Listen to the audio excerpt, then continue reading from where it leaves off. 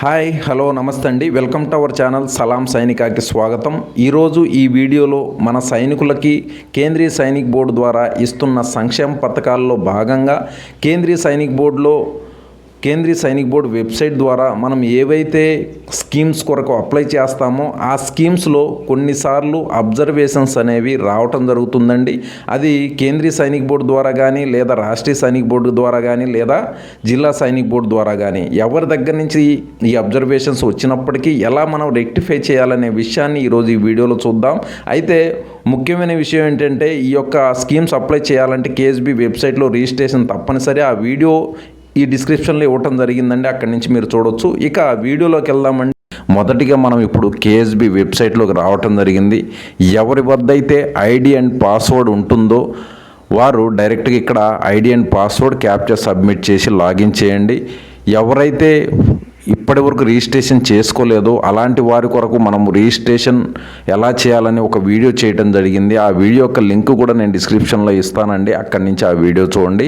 ఇక మనం ఇక్కడ లాగిన్ అయ్యామండి. అయిన తర్వాత ఇక్కడ మీరు అబ్జర్వేషన్ క్లియర్గా ఇక్కడ మెన్షన్ చేయడం జరిగిందండి. ఏంటంటే మార్క్స్ లిస్ట్లో వారి యొక్క అకాడమిక్ ఇయర్ మెన్షన్ చేయలేదని చెప్పేసి, రెండోది అక్కడ ఏదైతే మనం మార్క్స్ అది నింపుతామో పర్సంటేజ్ జీడిపి అనేది అది కూడా మనం అక్కడ నింపలేదని చెప్పేసి ఇక్కడ అబ్జర్వేషన్ అనేది రావటం జరిగిందండి.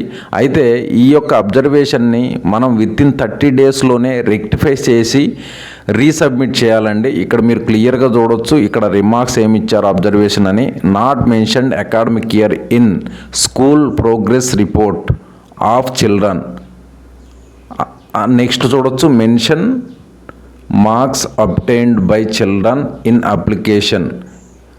ఈ విధంగా మనకి అబ్జర్వేషన్ అనేది ఇవ్వటం జరిగింది. ఇక్కడ మనం ఫస్ట్ పిల్లవాడి యొక్క ప్రోగ్రెస్ రిపోర్ట్ చూస్తున్నామండి. ఇక్కడ చూడొచ్చు ఫస్ట్ పిల్లవాడి యొక్క పేరు ఇక్కడ ప్రోగ్రెస్ రిపోర్ట్లో మనం చూసినట్లయితే అకాడమిక్ ఇయర్ అనేది మెన్షన్ అవ్వలేదండి.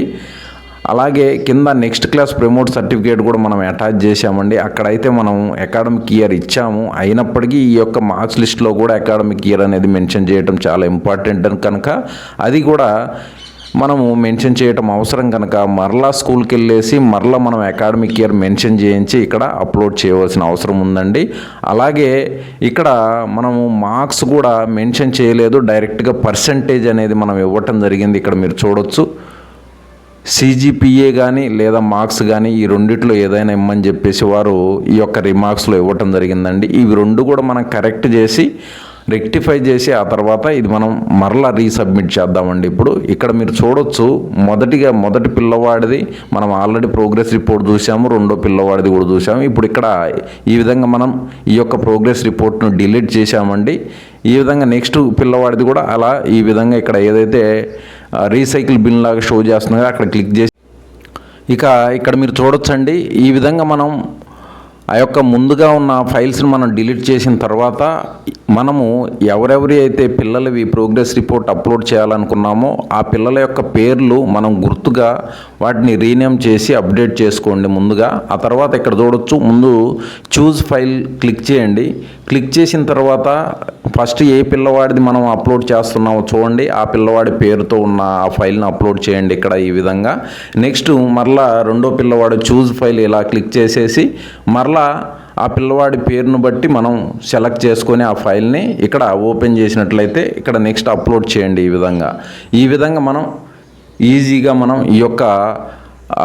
ఆ యొక్క మార్క్స్ లిస్ట్ అనేది అప్లోడ్ చేయొచ్చండి. ఆ తర్వాత కిందకు వచ్చేసి ఒకసారి కింద మనకి ఆప్షన్ మరలా మొత్తం అప్లికేషన్ కూడా ఒకసారి టాప్ టు బాటమ్ ఒకసారి చెక్ చేసుకోండి. ఈ విధంగా కిందకి పైకి ముఖ్యంగా ఇందులో account number, IFSC code, next మీరు లాస్ట్ టైం మీరు ఏవైనా గ్రాంట్స్ మీకు అప్రూవ్ అయినట్లయితే ఆ అమౌంట్ మీకు ఎంత వచ్చాయనేసి డీటెయిల్స్, ఆ తర్వాత పిల్లల పేర్లు, వారి యొక్క డేట్ ఆఫ్ బర్త్స్ అనేవి క్లియర్గా చెక్ చేసుకోండి. మరలా అబ్జర్వేషన్ వస్తే బాగుండదు కనుక ఇక నెక్స్ట్ ఈ విధంగా మనం చెక్ ఇక్కడ మనకు ఇంకో అబ్జర్వేషన్ ఉంది కదండి. అబ్జర్వేషన్లో కూడా ఇవ్వటం జరిగింది. ఇక్కడ మార్క్స్ మెన్షన్ చేయమని చెప్పడం జరిగింది. మనం ఇంతకుముందు పర్సంటేజ్ మాత్రమే ఇవ్వటం జరిగింది. ఇప్పుడు మార్క్స్ ఆ తర్వాత సిజిపిఏ ఇవి రెండు కూడా మనం మెన్షన్ చేయడం జరుగుతుంది. ఇక్కడ ఇది చూడవచ్చు మీరు క్లియర్గా ఈ యొక్క మార్క్స్ని అలాగే సిజిపిఏని చెక్ చేసుకొని మనం ఇక్కడ అప్డేట్ చేసుకోవాలండి. ఈ విషయాన్ని మీరు జాగ్రత్తగా గమనించి అప్డేట్ చేసుకోండి. ఎందువల్ల అంటే ప్రతిసారి కూడా అబ్జర్వేషన్ వస్తే ప్రతిసారి మనం గమనించే అవకాశం ఉండదండి. ఇన్ కేస్ మనం అబ్జర్వ్ చేయలేదంటే ఈ విషయాన్ని 30 డేస్లో ఈ యొక్క అప్లికేషన్ అనేది పూర్తిగా క్యాన్సిల్ అయిపోవడం జరుగుతుంది. ఒక్క పిల్లవాడికి 12,000 రూపాయలు ప్రతి ఇయర్ కూడా ఇవ్వటం జరుగుతుంది. ఈ మొత్తం అమౌంట్ను కూడా మనం లాస్ అయ్యే అవకాశం ఉంది కనుక ఎప్పటికప్పుడు మీరు ఈ లాగిన్ అయ్యేసి మీ స్టేటస్ కూడా చెక్ చేసుకుంటుంటే బాగుంటుంది. కనీసము వారానికి ఒకసారైనా కానీ మీరు చెక్ చేసుకున్నట్లయితే తప్పకుండా తెలిసిపోతుంది అబ్జర్వేషన్ ఉందా, అప్రూవల్ అవుతుందని చెప్పేసి. ఇప్పుడు మరలా ఒకసారి ఈ యొక్క రిమార్క్స్ ఎందువల్ల అబ్జర్వేషన్ వచ్చిందనేసి ఒకసారి క్లియర్గా మరలా ఒకసారి చెక్ చేసుకోండి. అవి మీరు రెక్టిఫై చేశారా లేదా మరలా ఒకసారి చెక్ చేసుకోండి. ఫైనల్గా చేసుకున్న తర్వాత కింద సేవ్ అనే ఆప్షన్ షో చేస్తుంది కదండి, ఇక్కడ క్లిక్ చేయండి. క్లిక్ చేసిన వెంటనే ఈ విధంగా మనకు ఒక గ్రీన్ లెటర్స్లో ఒక మెసేజ్ రావడం జరుగుతుంది, డేటా సేవ్డ్ సక్సెస్ఫుల్లీ అని చెప్పేసి. ఇక్కడ your application has been placed under observation for 30 days, kindly rectify అంటే 30 days లోపు మనం ఈ యొక్క అబ్జర్వేషన్ని రెక్టిఫై చేయమని చెప్పేసి ఇక్కడ వార్నింగ్ అనేది ఇవ్వటం జరిగిందండి.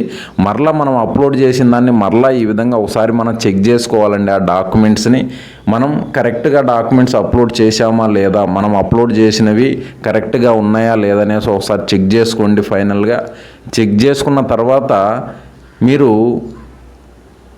చెక్ చేసుకున్న తర్వాత మాత్రమే ఆఖరిలో ఈ యొక్క సేవ్ అండ్ ఫార్వర్డ్ అని చెప్పేసి ఒక ఆప్షన్ మనకి కింద షో చేస్తుంది కదండి, ఇక్కడ మనం క్లిక్ చేయాలండి.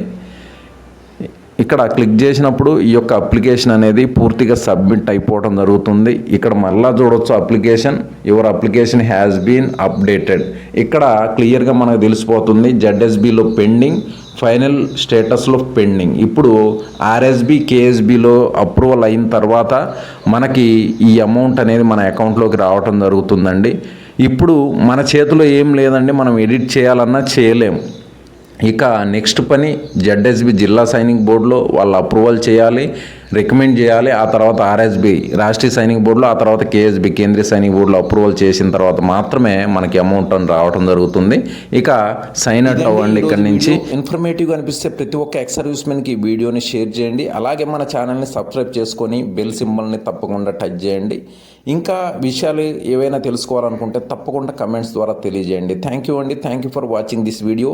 జై హింద్, జై భారత్.